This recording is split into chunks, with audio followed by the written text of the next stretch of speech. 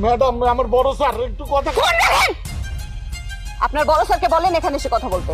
যা করার আমাদের সামনেই করতে হবে। আরে ঘটনা ঘটার সময় তো একমাত্র সবুজ ছিল, সবুজ লিগে সাক্ষী। তোরা এত কথা কস কেন? ম্যাডাম মেম্বার সাহেব ঠিক কথা কই দিছে না। এই মাইয়াটা দরজাল কিসিমের মাইয়া, সে তার বাপরে কোপাইছে। আপনি কি কোপ দিতে দেখেছেন? কি ব্যাপার এখন কথা বলছেন না কেন? ম্যাডাম আমার বড় স্যার একটু কথা কন। আপনি কিন্তু অনেক ডিস্টার্ব করছেন কাজে। হ্যাঁ ম্যাডাম আমার বড় স্যার একটু কথা কন। আপনি এখান থেকে যান, আমাকে কাজ করতে দেন। ম্যাডাম আমার বড় স্যার একটু কথা কন।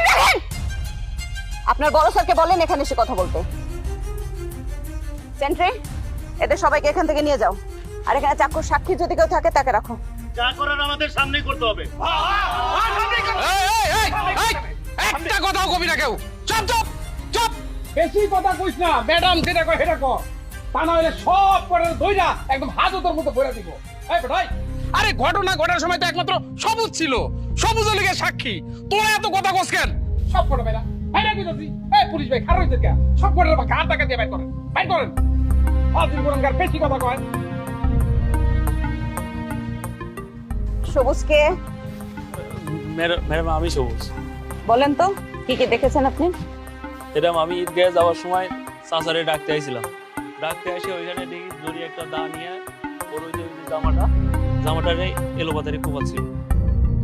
ওইটা দেখে আমি সামনে আগায় গেছি।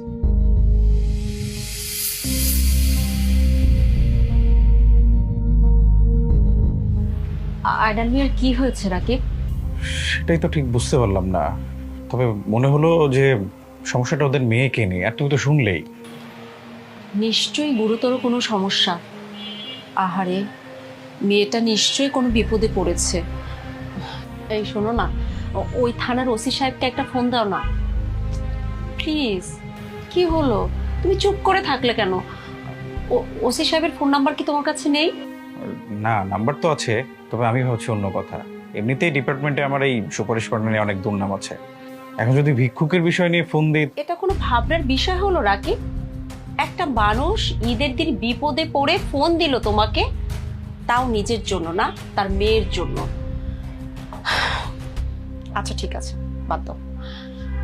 আমি একটা মেয়ে হয়ে বলছি, একটা মেয়ের বিপদে পাশে দাঁড়াও প্লিজ। রাকিব ফোনটা দাও। দিচ্ছি বাবা, দিচ্ছি। কোনো কিছু তোমার মাথায় ঢুকলে একদম পাগল হয়ে যাও। তোমার বুঝতে হবে আমি একজন এএসপি। কোনো কিছু করতে গেলে আমার 7 বার ভাবতে হয়।